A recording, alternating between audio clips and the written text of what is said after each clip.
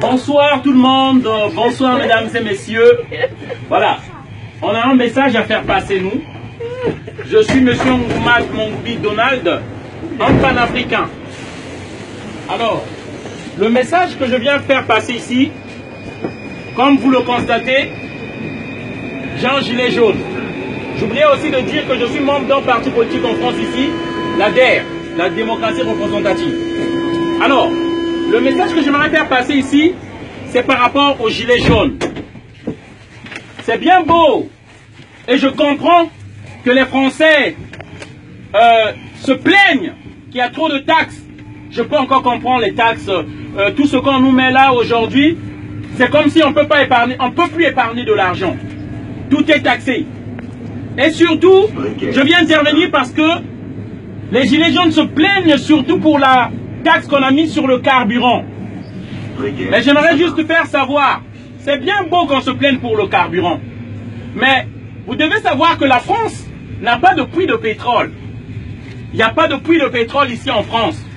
Le carburant que vous avez, pour lequel vous vous plaignez, c'est pour qu'on tue encore des Africains.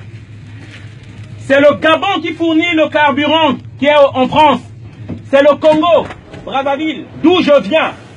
C'est pour ce carburant-là, en 97, Jacques Chirac a donné des armes à un criminel, un psychopathe qu'on appelle Denis Sassou Nguesso, qui a tué des Congolais pour qu'on maintienne ce prix de carburant-là. En fait, le message que je veux faire passer, je ne suis pas contre le peuple français. Nous aimons la France qui nous a accueillis.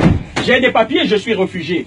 Mais seulement vous devez savoir, chers amis, la France que vous croyez, c'est pas cette France-là. C'est pourquoi moi j'aimerais vous informer. De Gaulle a instauré un système. Charles de Gaulle, votre héros, chez nous c'est un génocidaire, un criminel. Charles de Gaulle, au Cameroun, il a tué plus de 400 000 personnes. Le massacre des Bamileke, pour imposer un président dit ami de la France, un dictateur. Amadou Ahidjo. Charles de Gaulle, en 1963, janvier, fait assassiner Sylvanus Olympio, le premier assassinat de la France-Afrique, au Togo. Mitterrand, lorsqu'il arrive, il fait tuer Thomas Sankara au Burkina Faso. Renseignez-vous. On tue en fait tous nos frères patriotes qui aiment nos pays pour nous installer des marionnettes, des dictateurs, des préfets de l'Afrique, de la France en Afrique. Ceux-là qui doivent maintenir les prix des matières premières. En fait, les contrats qu'on a signés depuis les indépendances, ils veulent que ces contrats-là restent les mêmes, alors que la démographie a fait qu'il y a plus de population dans ces pays-là. Il y a plus de demandes. Et d'où je vous explique l'immigration dans ce pays-là. Pourquoi les gens viennent? Mais c'est parce qu'on maintient ces peuples-là dans la misère. C'est la politique de la France-Afrique. Ça, ces immigrants qui viennent ici, ils viennent chercher leur argent. Ils ne viennent pas pour votre camembert. Et ça, je veux le faire savoir au peuple français. Ces gens-là sont victimes de vos élus. Ces gens-là que vous élisez. Une fois qu'ils ont votre vote, ils font du n'importe quoi à l'Élysée. À l'Élysée existe une cellule secrète qu'on appelle la cellule secrète de la France-Afrique. C'est ceux-là qui organisent les assassinats de nos présidents, qui aiment nos pays, qui veulent créer les emplois afin qu'on reste chez nous. Et tous les présidents qui sont passés en France ont tué un ou deux présidents africains. Et je peux commencer. De Gaulle, je vous ai cité.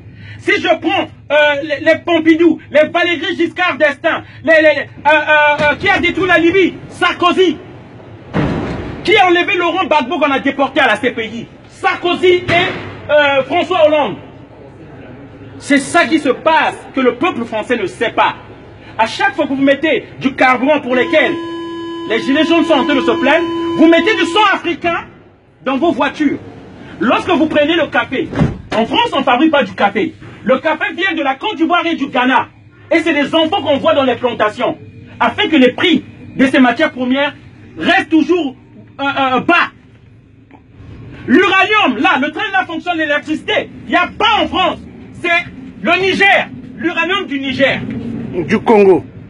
Et lorsque vous voyez le train qui part là, les données qui sont mémorisées là, c'est le coltan, le tantal de la RDC. Et pour ça, on tue. Et on tue en masse. Et c'est ça qu'on veut faire savoir aux gens. Le monde et le luxe que nous vivons, c'est par le prix des milliers de personnes qui crèvent en Afrique. Et ça, je ne voudrais pas vous indexer, vous tenir responsable, mais vous faire savoir que le monde sache. Si moi j'étais en Afrique, je serais tué comme une mouche si j'élevais ma voix. Comment rien, comment on tue mes frères là-bas? Et c'est pourquoi je profite de cette occasion pour vous informer, afin que vous sachiez.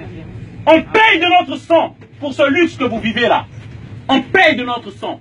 Et ne l'oubliez pas, à chaque fois que vous revendiquez ces prix-là, ces taxes-là qui augmentent, d'une autre manière, vous demandez encore qu'on tue les Africains, afin que vous ayez toujours les matières premières à bas prix. Voilà la réalité. Merci. Je vous souhaite une bonne soirée à tous. Désolé d'avoir crié. Merci. Voilà.